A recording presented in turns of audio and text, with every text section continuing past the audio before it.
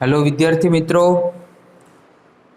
Chapter number 7 ની અંદર ઉદાહરણના એક્ઝામ્પલની અંદર લાસ્ટ લેક્ચરમાં આપણે 7.4ની ચર્ચા કરી હતી. આજે 7.5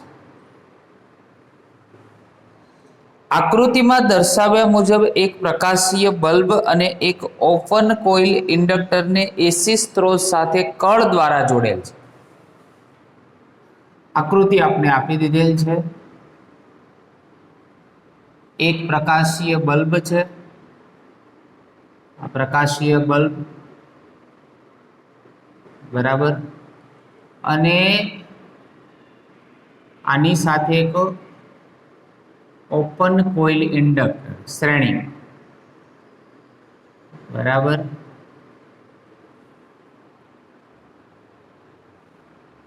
અહીંયા કળ છે, આ એસી સ્ત્રોત છે.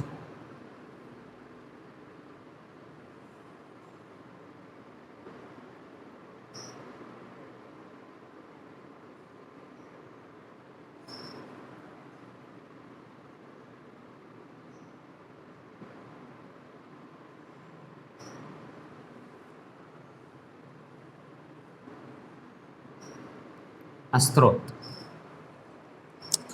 કળ બંધ કર્યા પછી થોડા સમય બાદ ઇન્ડક્ટરના અંદરના વિસ્તારમાં લોખંડનો સળિયો દાખલ કરવામાં આવે છે.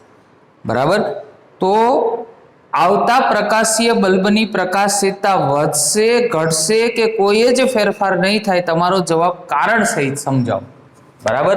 એટલે પ્રશ્ન કંઈક આવો છે કે અહીં તમને જે પણ કોઇલ આપેલી છે એ કોઇલમાં થોડા સમય બાદ એક લોખંડનો સળિયો દાખલ કરવામાં આવે છે.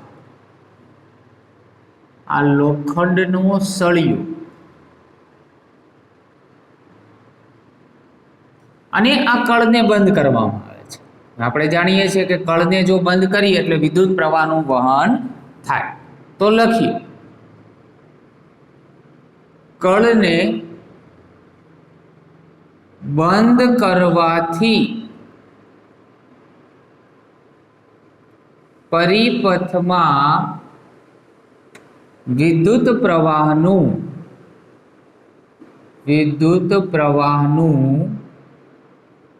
વહન થાય છે. બીજો પોઈન્ટ, કોઇલનું અંદરનું ચુંબકીય ક્ષેત્ર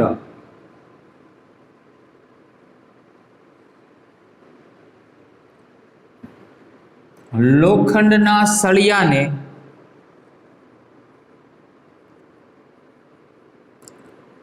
મેગ્નેટાઇઝ કરે છે. આની અંદર જે ચુંબકીય ક્ષેત્ર હોય એ આ લોખંડના સળિયાને મેગ્નેટાઇઝ કરે, એને એનું ચુંબકીયકરણ કરે. ગુજરાતીમાં કહેવાય એનું ચુંબકીયકરણ કરે. તો શું થાય? આનું જે ઇન્ડક્ટન્સ છે વધે, જેથી ઇન્ડક્ટન્સ મેગ્નેટાઇઝ થાય એટલે ઇન્ડક્ટન્સ વધે, ઇન્ડક્ટન્સ એલ વધે, જેથી XL બરાબર ઓમેગા એલ, એટલે કે ઇન્ડક્ટિવ રિએક્ટન્સ વધે. હવે એલ વધે એટલે XL વધે. બરાબર. હવે XL ને તો આપણે શું કહીએ છીએ? એક પ્રકારનો અવરોધ જ છે. બરાબર. પણ કોનો અવરોધ છે? ઇન્ડક્ટરનો અવરોધ છે, એટલે એને ઇન્ડક્ટિવ રિએક્ટન્સ કહીએ છીએ. હવે અવરોધ વધે તો વિદ્યુત પ્રવાહ શું થાય? ઘટે. એટલે બલ્બ ઓછો પ્રકાશિત થાય. બરાબર. તો લખી શકાય, રિએક્ટન્સ વધવાથી વિદ્યુત પ્રવાહનું મૂલ્ય ઘટે. વિદ્યુત પ્રવાહનું મૂલ્ય શું થાય? ઘટે. વિદ્યુત પ્રવાહ I ઘટે જેથી બલ્બની પ્રકાશિતતા ઘટે. બરાબર. તો આ રીતે કારણ સહિત આખું તમે ઉદાહરણ સમજાવી શકો. બરાબર. નંબર 7.6.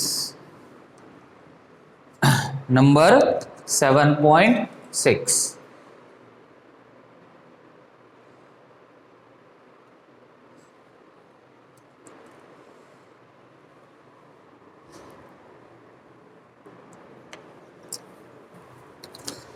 આકૃતિ આપેલી નથી 7.6 ની અંદર, તેમ છતાં આપણે આકૃતિ દોરીશું. 220 વોલ્ટ અને 50 હર્ટ્ઝના એસી સ્ત્રોત સાથે 200 ઓહ્મનો અવરોધક અને 15 માઇક્રોફેરાડેના કેપેસિટરને શ્રેણીમાં જોડેલા છે. આકૃતિ આપેલી નથી, પરંતુ આકૃતિમાં તેનું રૂપાંતરણ કરીશું. અવરોધ છે અને કેપેસિટર છે, બંને શ્રેણીમાં જોડેલા છે. કોની સાથે? કયા સ્ત્રોત સાથે? તો આ ચેપ્ટરમાં આપણે એક જ સ્ત્રોત લીધેલો છે, એસી સ્ત્રોત. અને એસી સ્ત્રોત માટે વોલ્ટેજ છે 220 વોલ્ટ, એ પણ ફિક્સ હોય છે, અને 50 હર્ટ્ઝ જે આપણે આપેલું પણ છે. બરાબર. અવરોધ કેટલો છે? તો 200 ઓહ્મ. આ 200 ઓહ્મ છે. અને કેપેસિટર તમને આપેલું છે 15 માઇક્રોફેરાડ. 15 માઇક્રોફેરાડ. ચલો, આર ની કિંમત તો 200 ઓહ્મ, સી ની કિંમત 15 માઇક્રોફેરાડે, તો 15 ગુણ્યા 10⁻6 ફેરાડ. બરાબર. ચલો, શું શોધવાનું છે? પરિપથમાં પ્રવાહ ગણો. પહેલું પ્રવાહ શોધવાનું છે. તો I ઇઝ ઇક્વલ ટુ ખરેખર V/R થાય, પણ R ની જગ્યાએ અહીંયા શું લઈશું? Z ઇમ્પેડન્સ લઈશું. બરાબર. તો Z માટે અહીંયા પહેલા તો કેટલા કમ્પોનન્ટ છે તમારી જોડે? તો આકૃતિમાં આપણે બે કમ્પોનન્ટ આપેલા છે, એક અવરોધ આપેલું છે અને એક કેપેસિટર આપેલું છે. તો modulus of Z is equal to શું થશે? સૂત્ર √ ઓફ R² પ્લસ XC નો હોલ સ્ક્વેર. એક અવરોધ છે અને બીજું કેપેસિટર છે, એટલા માટે. ચલો, R² પ્લસ અહીંયા શું થશે? 1/ωc એનો હોલ સ્ક્વેર. બરાબર. 1/ωc એનો હોલ સ્ક્વેર. અહીંયા આપણે એડવાન્સમાં અલગથી જ XC શોધી નાખીએ. XC is equal two 1/ωc અને ωc ઇઝ ઇક્વલ ટુ શું થાય? તો 2πμ ઇન્ટુ c. 2π એટલે કેટલા? 3.14. મ્યુ એટલે કેટલા? આપણી જોડે 50. અને c એટલે કેટલા? તો 15 ગુણ્યા 10⁻6. બરાબર. કેલ્સીમાની ગણતરી કરીએ આપણે. 1 divide by 2 divide by 3.14 divide by 50 divide by 15. 0.000212 into 10⁻6. 1 2 3 4 5 6 approximate કરીએ તો 212 આવશે. 6 પોઈન્ટ આ બાજુ જતા રહેશે એટલે માઇનસ થઈ જશે. અને XC છે એટલે શેમાં આવશે? ઓહ્મમાં. બરાબર. એટલે 1/ωc એની ડાયરેક્ટ કિંમત મળી ગઈ આપણે 212. માટે મોડ્યુલસ ઓફ Z બરાબર √ ઓફ R². R એટલે આવશે 200, તો 200 નો હોલ સ્ક્વેર અને 1/ωc એટલે આપણી જોડે થઈ ગયા 212 એનો હોલ સ્ક્વેર. ચલો, આ કેટલું મળ્યું આપણી જોડે? 40,000. બરાબર. 2 નો વર્ગ 4 અને અહીંયા 2 0 છે, એનો વર્ગ કર્યો એટલે 4 0 મળ્યા. તો 212 ગુણ્યા 212 તો 44 944 અને પ્લસ 40,000 અને એનું વર્ગમૂળ તો 291.45 આવે છે. કેટલા આવશે? 291.45 ઓહ્મ. બરાબર. આ મળી આપણે ઝેડ ની કિંમત. બરાબર.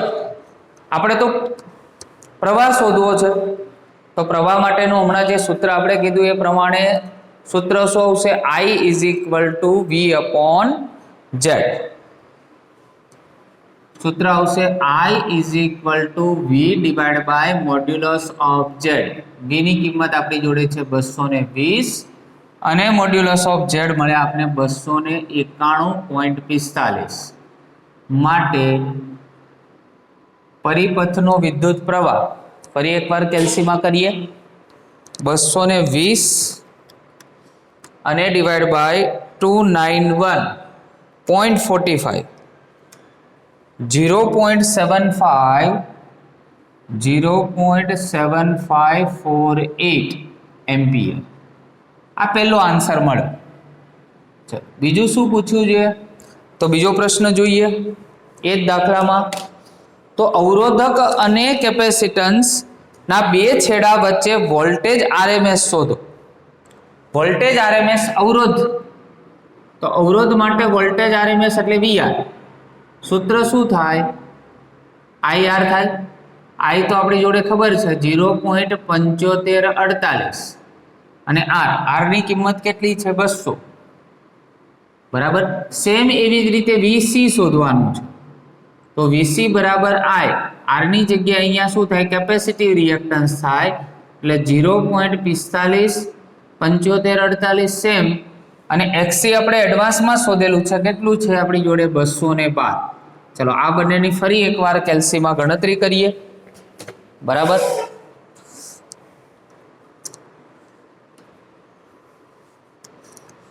તો 0.7548 અને ગુણ્યા 200 તો 150.96 વોલ્ટ આવશે અને અહીંયા આવશે 0.7548 ગુણ્યા 212 તો 160.01 વોલ્ટ. બરાબર. હજુ પ્રશ્ન છે આગળ. આ વોલ્ટેજના બેઝિક સરવાળાનો સ્ત્રોત વોલ્ટેજ કરતા વધુ છે? જો હા તો આ વિસંગતતાનો ઉકેલ જણાવો. આનો બેઝિક સરવાળો કરો તો V બરાબર શું થાય? VR plus VC.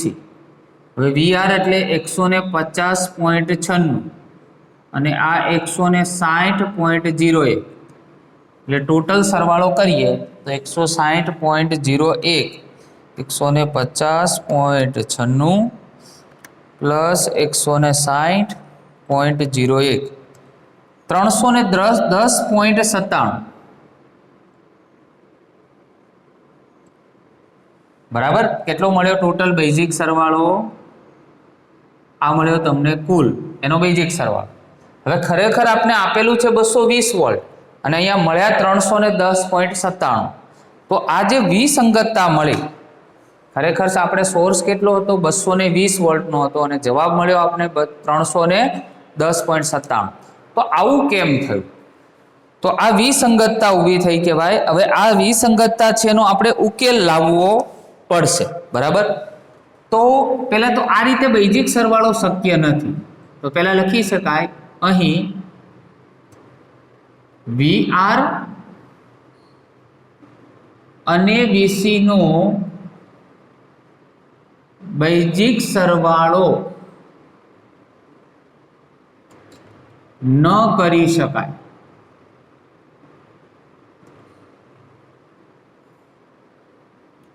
કારણ કે તેમની વચ્ચે નો કળા તફાવત 90 ડિગ્રી છે. હવે થિયરી યાદ કરો. VR અને VC વચ્ચેનું કળા તફાવત કેટલો હોય? 90 ડિગ્રી હોય, એક અવરોધ હોય અને એક કેપેસિટર હોય તો એની વચ્ચેનો કળા તફાવત કેટલો હોય? 90 ડિગ્રી હોય. એવી જ રીતે અવરોધ અને ઇન્ડક્ટર વચ્ચેનો કળા તફાવત પણ 90 ડિગ્રી હોય. તો જ્યારે તમારે V એ તમારે કુલ જ્યારે શોધવો છે તો આ સ્વરૂપે કરી શકાય, VR² પ્લસ VC². અંડરરૂટમાં બંનેનો વર્ગોનો સરવાળો કરી શકાય. આ સૂત્ર સાચું છે. તો VR² છે, આપણે VR શોધેલું છે 150.96 બરાબર એનો હોલ સ્ક્વેર, અને VC પણ શોધેલું છે 310.97 એનો હોલ સ્ક્વેર. આ 220 વોલ્ટ આવવા જોઈએ તો આપણો આન્સર સાચો. 150.96 ગુણ્યા 150.96 બરાબર 22,788.92 પ્લસ 310.97 ગુણ્યા 310.97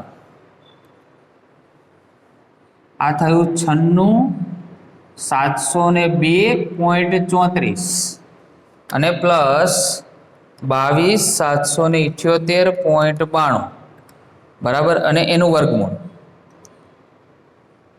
બરાબર 96 બંનેનો વર્ગોનો આપણે સરવાળો કરીએ તો એપ્રોક્સિમેટ ફરી એકવાર 150.96 ગુણ્યા 150.96 22,778.92 310 બરાબર VC નો હોલ સ્ક્વેર. સોરી, અહીંયા એક આપણી મિસ્ટેક થાય છે, લખવામાં મારી ભૂલ થાય છે. અહીંયા VC આપણે આપેલા છે 160, તો અહીંયા થશે સોરી 160.01 એનો હોલ સ્ક્વેર બરાબર. તો અહીંયા થશે 160.01 બરાબર ગુણ્યા 160.01 એટલે અહીંયા એકચ્યુઅલમાં આવશે 25, 60 અને 200 પ્લસ 22,778.92 બરાબર 48,392.12 આવે છે. એનું વર્ગમૂળ તમે કાઢશો એટલે 219.98 આવશે. 219.98 એટલે એપ્રોક્સ કેટલું કહેવાય? 220 જ કહેવાય કે નહીં? બરાબર. એટલે વી કુલ જે આપણે સોર્સ આપ્યો હતો આ સર્કિટને 220 વોલ્ટ બરાબર, અહીંયા આપણે 220 વોલ્ટ જે આપેલો છે એ જ આપણે અહીંયા મળી ગયો. તો ખરેખર આવી રીતે બેઝિક સરવાળો ના કરી શકાય. આ વિસંગતતા હતી તો એ વિસંગતતા આપણે દૂર કરી. અંડર રૂટમાં પહેલાનો વર્ગ વત્તા બીજાનો વર્ગ, આ રીતે તમે બંનેનો વર્ગોનો સરવાળો કરી શકો. Okay, thank you very much.